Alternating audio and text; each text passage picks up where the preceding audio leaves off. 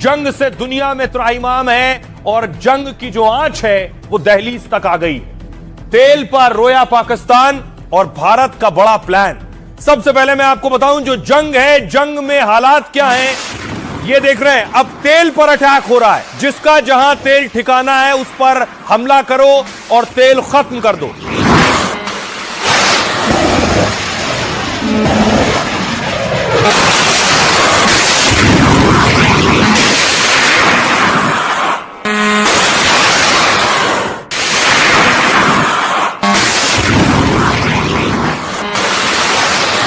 आप drone attack देख रहे हैं, ड्रोन हमले इजराइल की हाइफा रिफाइनरी पर हो रहा है। अभी जंग में शामिल देश एक दूसरे के तेल को खाक करके जलाने में लगे हैं और ये पूरी दुनिया को जला देगा। सिर्फ हाइफा ही नहीं, अगली तस्वीर देखिए, ये ईरान का तेल का जहाज है जिस पर अमेरिका ने अटैक किया है समंदर के बीच।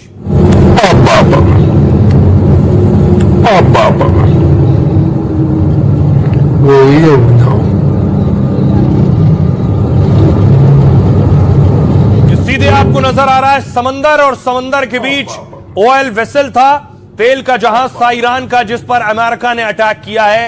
ये देश एक दूसरे के तेल को जलाने में लगे हैं और इसके उलट ईरान की सेना ने अमेरिकी एयरबेस पर हमले कर दिए हैं क्योंकि उनके तेल को निशाना बनाया जा रहा है।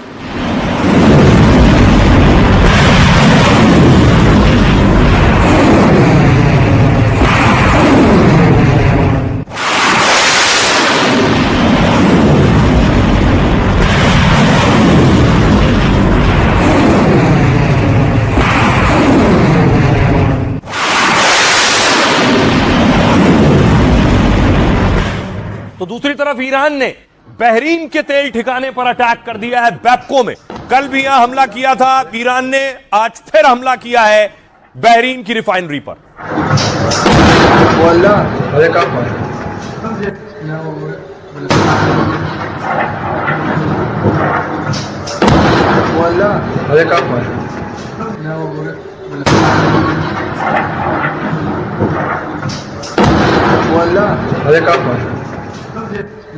सब एक दूसरे के खून के प्यासे नहीं, अब तेल के प्यासे भी हो गए। ये तस्वीर आप देख रहे हैं, ईरानी तेल है, अमेरिका और इजराइल ने हमला किया है। ये ईरान के फ्यूल टैंक हैं जिस पर अटैक किया गया।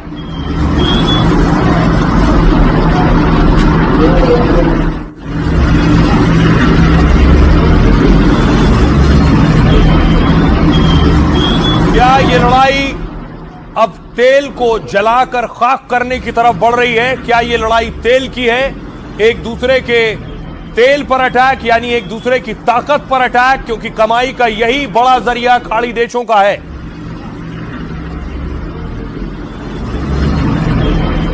और आपको याद होगा इससे पहले ईरान के बड़े तेल ठिकानों पर अटैक किया था अमेरिका ने, इजराइल ने। उसके बाद तबाही का मंजर और तस्वीरें सामने आई ईरान से।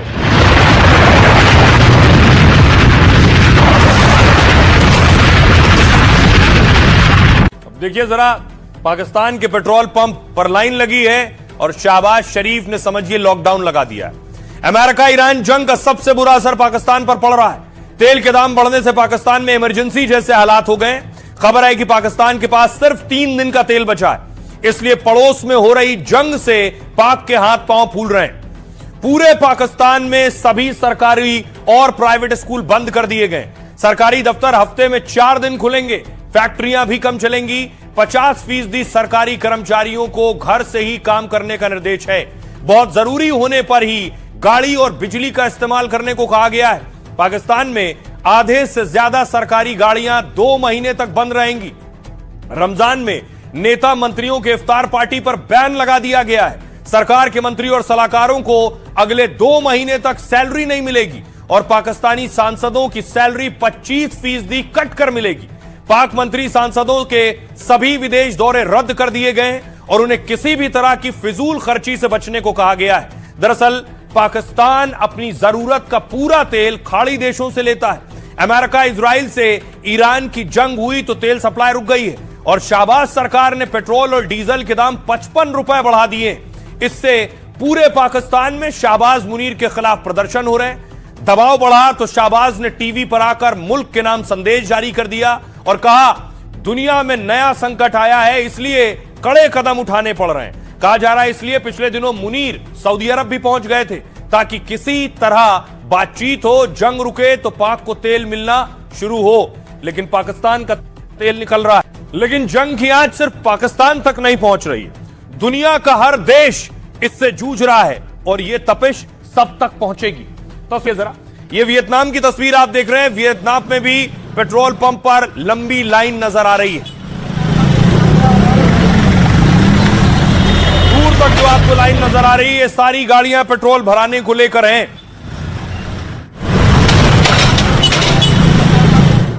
पड़ोसी मुल्क बांग्लादेश में भी हालात यही है। बांग्लादेश में पिछले 3 से 4 दिन से हालात है ये देखिए, कई कई किलोमीटर में बाइक लगी हुई है तेल भरवाने के लिए।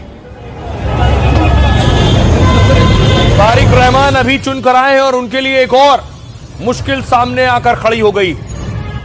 चुनौती दुनिया के हर देश के लिए। देखिए जरा कौन सा मुल्क किस परेशानी से जूझ रहा है। सबसे पहले देखिए इटली। तेल और गैस की कीमतें इटली में बढ़ गई, औद्योगिक उत्पादन में गिरावट आई है और इटली में आर्थिक मंदी का खतरा बढ़ गया है। फ्रांस, पेट्रोल पंप में लंबी कतार बढ़ने लगी है। तेल गैस महंगा होने से महंगाई बढ़ी है, बेरोजगारी और आर्थिक संकट का खतरा बढ़ गया है। थाईलैंड, ईंधन बचाने के लिए वर्क फ्रॉम होम का आदेश दिया गया है। सरकारी कर्मचारियों के विदेश जाने पर रोक है, लिफ्ट की जगह सीढ़ियों के इस्तेमाल का निर्देश है। वियतनाम, घर से काम करने का आदेश दिया गया है, कम गाड़ियां इस्तेमाल करने की सलाह दी गई है। बांग्लादेश, कार बाइक के लिए पेट्रोल डीजल की सीमा तय की गई है। ईद तक यूनिवर्सिटी में छुट्टियां बढ़ाई गई, लोगों से बिजली और गैस बचाने की अपील की गई। इंडोनेशिया, सिर्फ 2 हफ्ते का रिजर्व तेल भंडार है। तेल संकट से इमरजेंसी जैसे हालात हो गए हैं और घरेलू ईंधन की कीमतें 30% मिस्र में बढ़ गई हैं। घरेलू गैस सिलेंडर के दाम 22% बढ़ गए हैं। मिस्र में खेती और खाद का संकट भी गहरा गया है। अलग अलग देशों में हाल अलग अलग है। सुनिए जरा मैक्रो क्या कह रहे हैं और पुतिन क्या कह रहे हैं। हम वर्तमान परिदृश्य में देखते हैं कि कैसे जब हम हाइड्रोकार्बन पर अत्यधिक निर्भर होते हैं तो ये दबाव का साधन बन सकता है, यहाँ तक कि अस्थिरता का कारण भी बन सकता है। हमने पहले भी कई बार आगाह किया है कि अगर मिडिल ईस्ट में अस्थिरता और तनाव बढ़ा तो इसका असर पूरी दुनिया पर पड़ेगा। पूरी दुनिया की तेल और गैस सप्लाई प्रभावित हो सकती है और इसका असर दुनिया की अर्थव्यवस्था पर भी पड़ेगा। तो बात पूरी दुनिया की हो गई, अब बात हमारी। हिंदुस्तान पर क्या असर पड़ने वाला है, कितना असर पड़ने वाला है, जेब पर कितना असर पड़ेगा, महंगाई पर कितना असर पड़ेगा। उससे पहले सियासी दल प्रदर्शन कर रहे हैं। समाजवादी पार्टी ने अमेठी में प्रोटेस्ट किया है, ये वो तस्वीरें आप देख रहे हैं।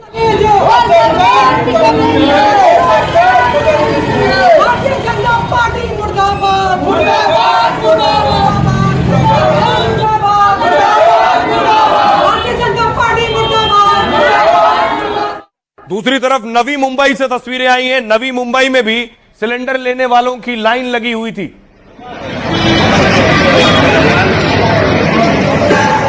लोगों में डर और दहशत भी है कि कहीं ऐसा ना हो सिलेंडर मिलना बंद हो जाए, इसलिए भी लोग ज्यादा से ज्यादा संख्या में पहुंच रहे हैं या प्री बुकिंग करवा रहे हैं। दूसरी तरफ कमर्शियल सिलेंडर मिलने में दिक्कत हो रही, यानी जो रेस्टोरेंट में चलते हैं, होटल में चलते हैं, इसलिए एक रेस्टोरेंट ने बाकायदा लिख दिया है कि यहां सिर्फ चाय और कॉफी ही मिलती है अभी।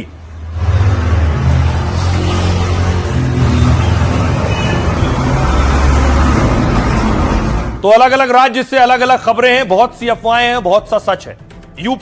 यूपी में कमर्शियल सिलेंडर पर रोक की अफवाह से हड़कंप मचा। दावा है कुछ होटल रेस्टोरेंट ने खाने पीने के सामान सीमित कर दिए। लखनऊ, कानपुर में कई जगह बुकिंग के 4 से 5 दिन बाद सिलेंडर मिल रहा है। महाराष्ट्र, एलपीजी की समस्या से मुंबई में करीब 20% होटल रेस्टोरेंट बंद होने लगे।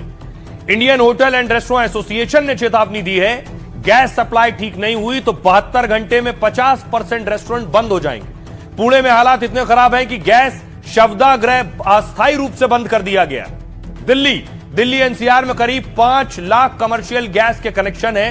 कमर्शियल सिलेंडर की सप्लाई कम होने से हड़कंप के हालात हैं। एसोसिएशन का कहना है 2 से 3 दिन आपूर्ति नहीं हुई तो होटल बंद हो सकते हैं। मध्य प्रदेश, भोपाल के होटल रेस्टोरेंट में सिर्फ 2 दिन का सिलेंडर स्टॉक बचा है, उनका कहना है। यहां हर दिन 1000 कमर्शियल सिलेंडर की खपत होती है। 48 घंटे में सप्लाई बहाल नहीं हुई तो रेस्टोरेंट बंद करने पड़ सकते हैं, यह कहा जा रहा है। कर्नाटक, बेंगलुरु के कई रेस्टोरेंट्स में सर्विस बंद हो गई या सीमित कर दी गई। कई होटलों पर तो खाने की जगह सिर्फ चाय कॉफी उपलब्ध है। उसी तरह तमिलनाडु में चेन्नई सहित कई शहरों में कमर्शियल सिलेंडर की सप्लाई कम हो रही है, कई जगह ज्यादा है। होटल मालिकों ने चेतावनी दी है कि सिलेंडर नहीं मिला तो होटल बंद हो जाएगा। तो अलग अलग जगहों और अलग अलग राज्यों से जानकारी मिल रही है। सरकार क्या कर रही है ये मैं आपको बताऊंगा, पहले सुनिए जरा लोग क्या कह रहे हैं। ये सिलेंडर नहीं दे रहे, बहुत परेशान कर रहे हैं, ना बुकिंग उठा रहे हैं। 1 महीने से ज्यादा हो गया, रोज आ रहे हैं, कह देते हैं कल मिलेगा और अब भी खाली लेके जा रहे हैं सिलेंडर। इन्होंने दुखी कर रखा है बहुत ज्यादा। कैसे है ना, बुकिंग भी ना हो रही घर से, और अब यहाँ आए हम तनु कह रहे हैं 1 बजे ना 1 बज गो, बाहर खड़े रहे, 2:30 बजे बात करी हो। बता 2:30 बजे तक हम यहीं रहेंगे। 15 दिन हो गए बुकिंग का, सिलेंडर नहीं मिल रहा है हम लोग का। आते हैं तो कहते हैं सिलेंडर खाली लेके आओ तो मिलेगा यहाँ पर, नहीं तो धक्के खाते रहो। 2-3 दिन से 2 सिलेंडर नहीं मिल रहा है। 2-3 दिन पहले मैं आया था तो वहाँ पे बोला कि ट्रक नहीं आ रही है, तो आज मैं आया हूँ, ऑफिस छोड़ करके आया हूँ।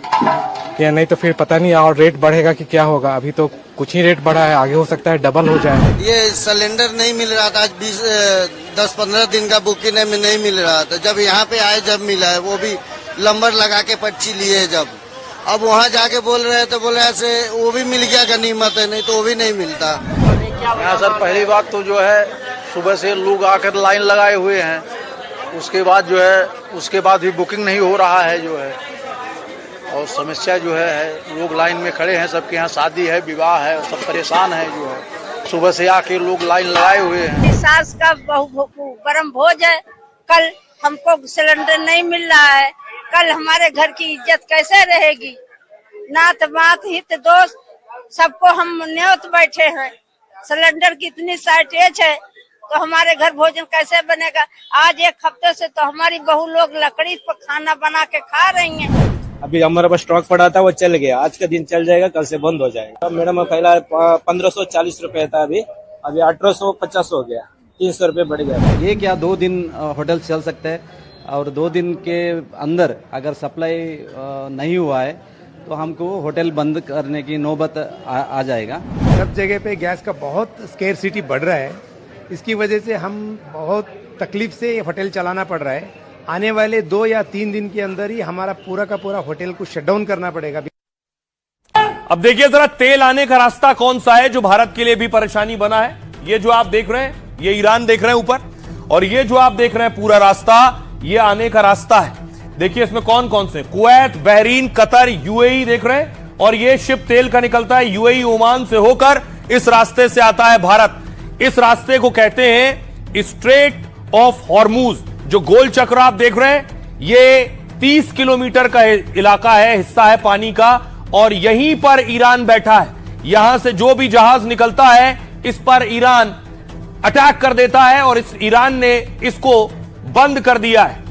इसे फिर से प्ले कीजिए जरा और देखिए फिर से प्ले कीजिए इसे और देखिए किस तरह से ये जहाज वापस इस रास्ते से आ रहा है। कुवैत, बहरीन, कतर, यूएई और ओमान, ये आप देख रहे हैं, ये खाड़ी देश है इराक, कुवैत, बहरीन, कतर, यहीं से तेल आता है और तेल आने का ये रास्ता है। यही रास्ता बंद कर दिया गया है। भारत का भी लगभग 50% तेल इसी रास्ते से आता है खाड़ी देशों से। बस यहीं पर ईरान बैठा है और उसने आने जाने वाले सारे जहाजों पर हमला किया है और बहुत से तेल के जहाज उसने तबाह कर दिए हैं। अब भारत का लगभग 40-50% तेल यहां से आता है।